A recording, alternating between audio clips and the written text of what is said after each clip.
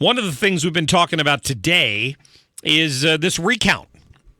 A lot of people have been calling in about the fact that Jill Stein has tripled her fundraising from the campaign season suddenly, so that she's bankrolling.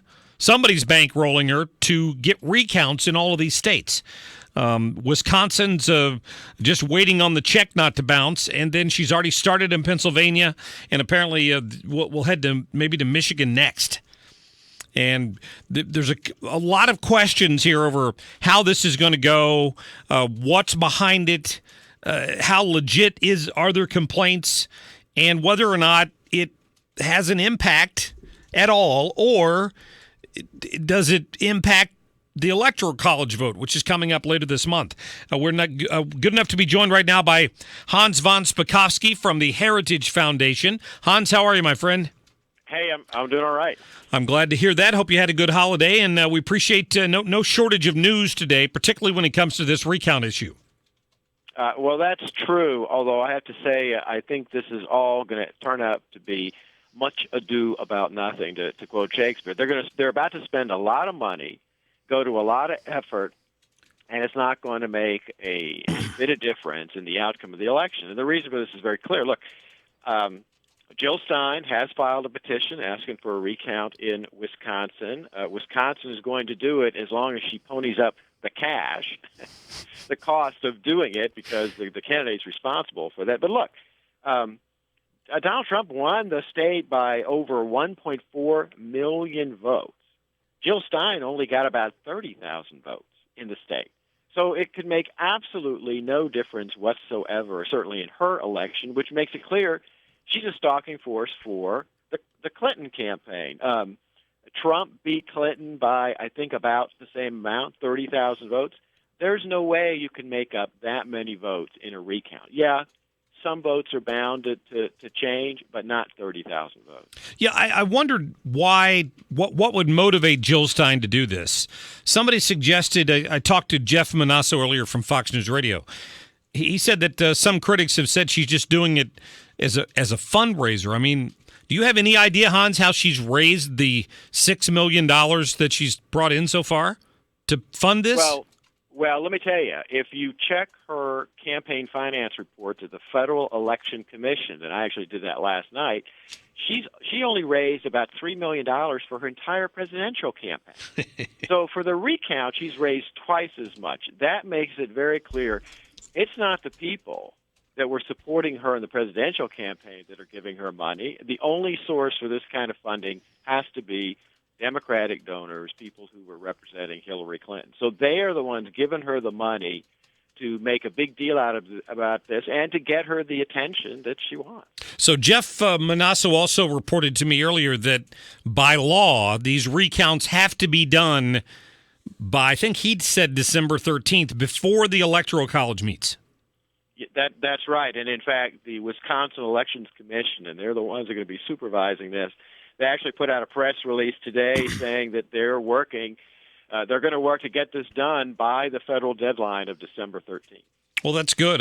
We just got an alert from the Associated Press that Michigan has now certified Donald Trump as the winner of its 16 electoral votes. Now, that took a while, but they're also expecting a recount request there from Jill Stein.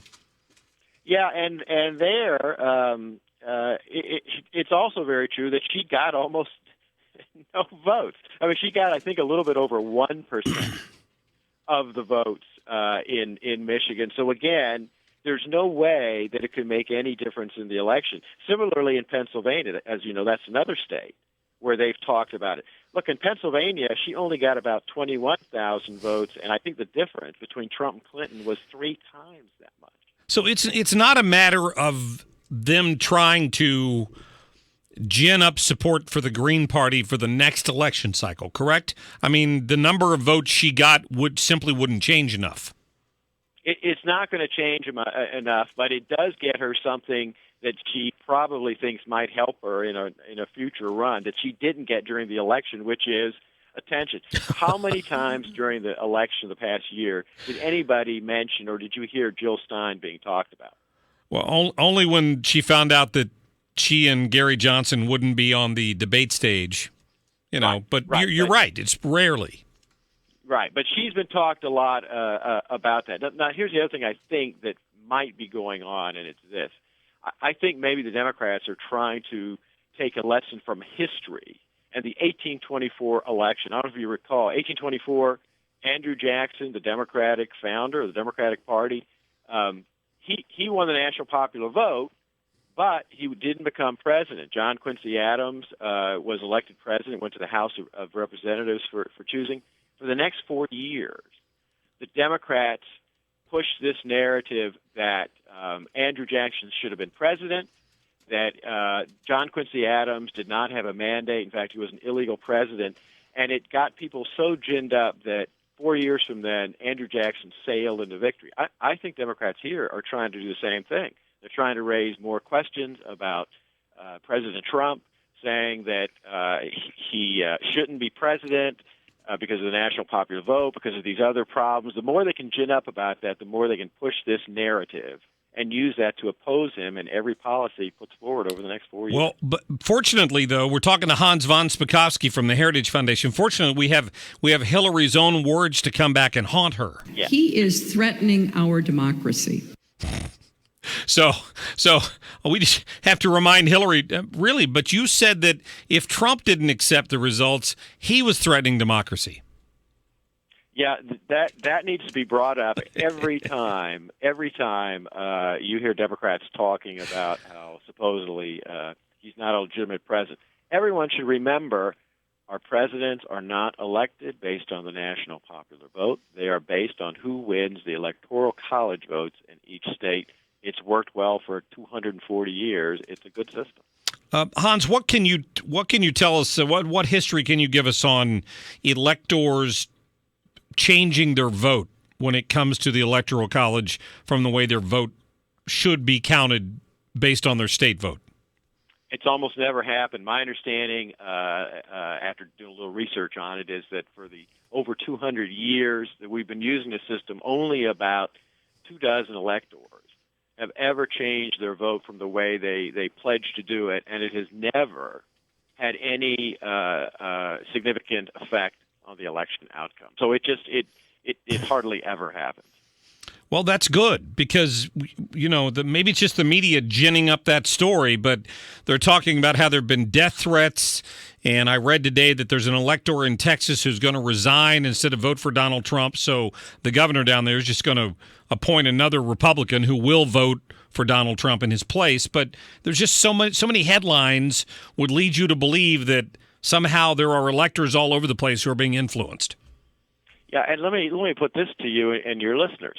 If the opposite were happening, if Hillary Clinton had just barely won the election and folks were threatening her electors and trying to get them to vote for Trump in this way, don't you think that the U.S. Justice Department would already have opened up an investigation for voter intimidation? Yes. Of course they would have, and yet we have heard not a single word from the Loretta Lynch Justice Department about any attempt to do anything about this.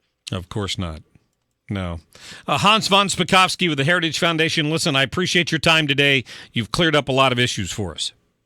Sure, anytime, Art. You have a great day. I appreciate that. Hans has got a lot of common sense there, and plus he's super smart, and he knows a lot about this stuff. That's why I wanted to get him in here today and get his take on this as an attorney and somebody who's studied this issue.